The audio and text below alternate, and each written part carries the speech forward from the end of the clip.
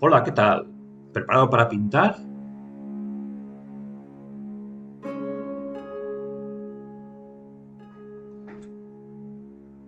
Hoy vamos a detenernos bastante en el principio que no hemos hecho en otros vídeos sobre el comienzo de una obra, pensado primero en el soporte, que es lo que tenemos delante, y ese soporte, siendo una tela de lienzo preparada previamente con látex y pigmento, se pueden ver las pinceladas todavía ahí en ese soporte para esa preparación del soporte.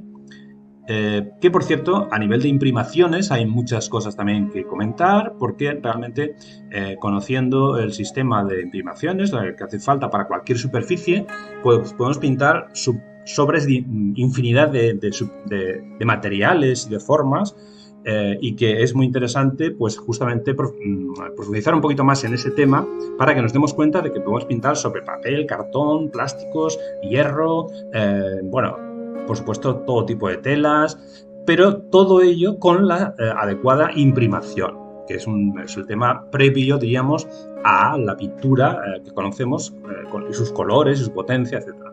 Pero bueno, esto ya será un tema de otro vídeo.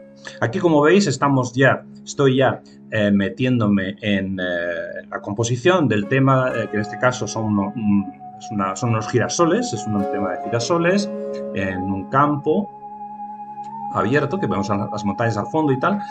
Entonces, este campo de girasoles, bueno, es un tema que requiere, pues, por supuesto, hacer algo diferente de lo que ya se hace habitualmente con los girasoles, que es un tema muy, muy trillado desde Van Gogh, ¿no? Entonces, yo recuerdo que pinté unos girasoles hace mucho tiempo en un viaje volviendo de Soria, del norte, ahí por Cuenca. De pronto, al atardecer, vi en la carretera pues unos girasoles y de pronto paré el coche y me puse a pintar en ese atardecer esa composición de girasoles al natural, y fue una experiencia espectacular, fue maravillosa, y justamente se transmitió bastante de tal manera que bueno, se vendió enseguida ese cuadro.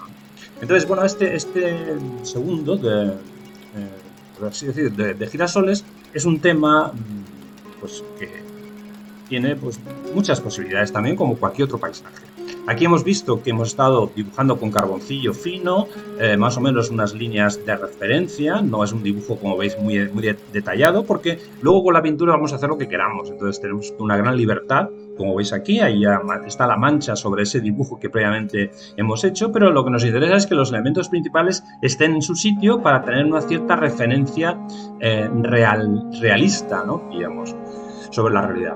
Entonces, una vez ya tenemos ese dibujo y lo borramos con el trapo, como hemos visto, pues ya empezamos a manchar. La manchar es simplemente la pintura diluida, como hemos visto también ya en los otros vídeos anteriores, pero sobre todo esta novedad que hemos visto hoy ha sido este comienzo del carboncillo sobre la tela de dibujo, que naturalmente para dibujar con esa soltura y con esa capacidad pues hay que dibujar mucho, hay que practicar mucho y tener una gran soltura. Tener en cuenta que yo ya he pintado casi 3000 cuadros, ¿vale?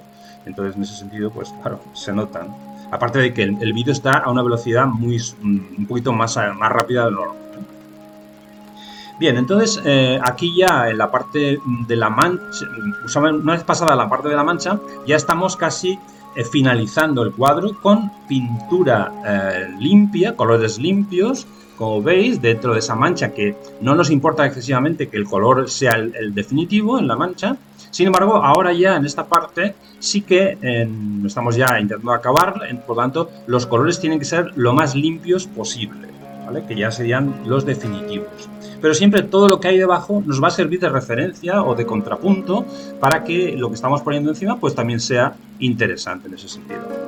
El acabado, como hemos visto en otros cuadros, aunque quizás en este se vea más claro, pues consiste en esto, aparte de limpiar los colores que han quedado un poco sucios en la fase de la mancha anterior, pues tenemos que ahora pues es aparte de limpiar esos colores, tenemos también que dibujar aquellas cosas que con el trasiego de los pinceles se hayan quedado un poco difuminadas, un poco perdidas, borrosas. Entonces es sacar luces de los elementos principales, como en este caso son los tallos de los girasoles, las propias hojas de los girasoles.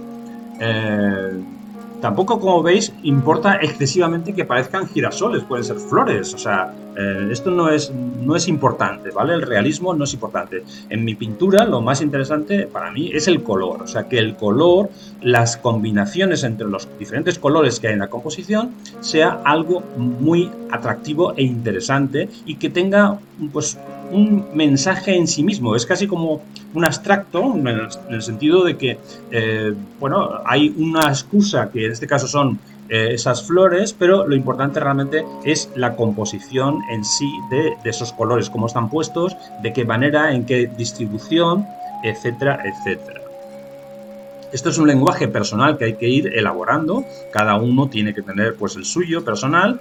Entonces, bueno, simplemente supongo que esto para una persona que está aprendiendo más o menos, pues le puede servir de referencia para ver cómo lo hacen otros pintores, pero a un nivel, diríamos, más personal, más íntimo, porque esta parte que estamos viendo aquí normalmente no se veía antes en los pintores. Los pintores pintábamos en nuestro estudio tranquilamente y no nos preocupaba demasiado hacer ningún tipo de grabación. Entonces, esta grabación que estáis viendo, pues fue una ocasión que quise hacer una prueba de ponerme una cámara a la vez que pintaba, porque es muy difícil a la vez que pintas explicar lo que estás haciendo. Hay gente que lo hace, pero ya me parece que eso es imposible, o sea, porque aquí estás metiéndote en un berenjenal de colores y de formas, como veis ahí, que si no estás muy concentrado, o sea, realmente no te sale, es imposible que salga algo interesante, ¿no? Entonces no puedes distraerte con otras explicaciones. Ya es bastante distracción tener una cámara ahí más o menos pendiente de que pues tienes que apagarla, tienes que encenderla, ¿no? Pero bueno, tampoco es demasiado, por eso realmente lo hice y estoy contento en ese sentido porque he conseguido pues que se vea más o menos realmente todo el proceso bastante adecuado, como es en este caso concretamente, que hemos visto desde el principio, desde la tela vacía hasta el final, con los colores, como digo, limpiando con diferentes pinceles más finos, pinceles más pero no excesivamente finos. Como veis, son pinceles de cerda, no son pinceles finos para definir demasiado las cosas, sino al contrario, se utiliza, o yo suelo utilizar, pinceles más bien anchos en general, para justamente no caer en esa definición excesiva. Por supuesto que los pinceles finos también los uso pues para firmar, para cosas muy puntuales. En un momento dado quiero dibujar algo muy concreto, pues sí, se puede usar, no está prohibido, diríamos. Pero en general es mucho más interesante la dicción plástica si se hace con pinceles anchos que con pinceles finos. O sea, esto es lo que aprendí yo en Bellas Artes, por lo menos. Y la verdad es que yo también lo he visto durante muchos años, que sí, que efectivamente es mucho más impactante tener esa mancha violeta que hemos visto ahí ahora en el suelo limpia con respecto a todo el follón que hay al fondo. Entonces, esos diferentes ambientes y niveles. Aquí ya vemos el cuadro terminado, más o menos con la firma y todo, que veis ahí. Ese es el final. Bueno, pues nada, nos vemos en el próximo tutorial, que a ver si profundizamos en otro aspecto. Gracias y hasta luego. Chao.